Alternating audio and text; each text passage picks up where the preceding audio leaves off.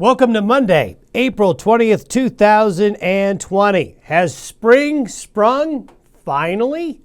Well, we'll talk about that here in a minute. Now, we're going to have a really nice start to this week compared to the last 2 weeks where we've had to suffer through Arctic waves.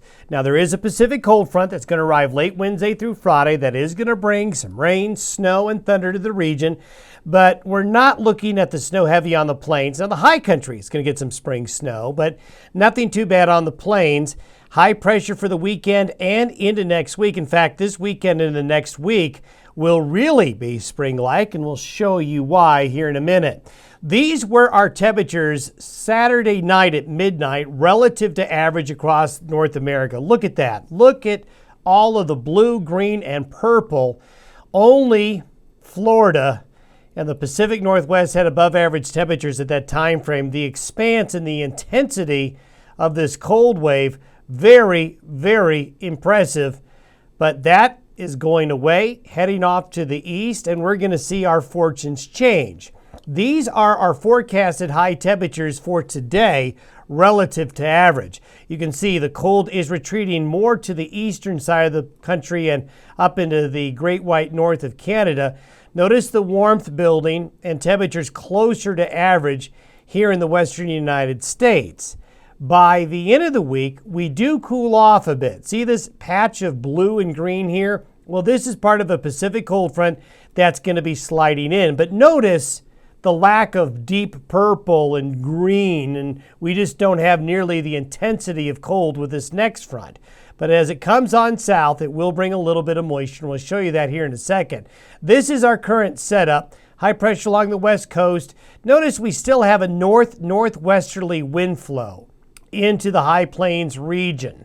It's warming up here on the western slope a little bit more, but we still have a northerly flow. So today is still a day where temperatures are going to be warmer, not quite as warm as we would like it yet.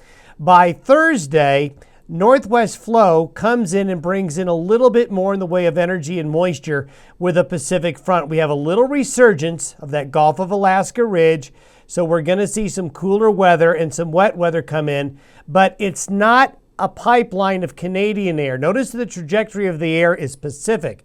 The trajectory of air up here is more directed to the east, as it should be as we get to late April and into early May. This is what it looks like precipitation-wise with that Pacific front. The mountains are going to get snow. You can see the blue and yellow there. And we're going to see some showers and thunderstorms bring some needed rain to this part of the country here. But you look at the green, nothing terribly heavy.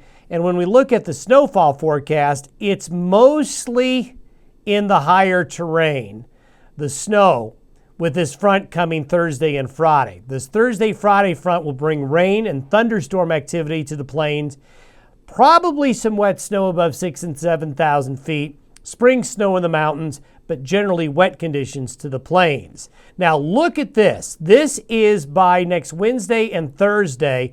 We've got a big area of high pressure over the Intermountain Western Rockies. The high pressure ridge is gone up here in the Gulf of Alaska. It's replaced by a trough. With this trough coming in here, the flow becomes more westerly and more Pacific oriented. So this big area of high pressure is going to give us a really nice week next week. Next week, if this pattern holds, 60s and 70s coming for several days next week. So folks, there is a light at the end of the tunnel. It's not a train, but some better weather. Does this mean we can plant our garden? Does this mean that we'll never see a snowflake again this spring? No, not at all.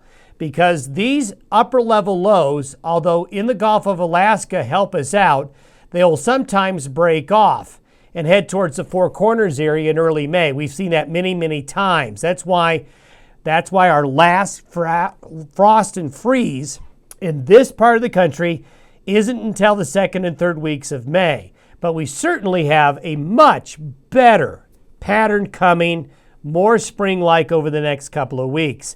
This is what temperatures look like relative to normal by next Wednesday. Look at the warmth in the west with that high pressure ridge.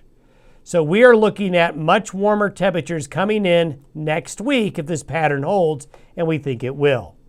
So enjoy the better days ahead. Thanks for listening and watching the Day Weather Podcast. We'll talk to you on Tuesday. On Tuesday, we'll give you a solar update, a La Nina, El Nino update, as now that the weather's more quiet, we can talk about some longer-term trends.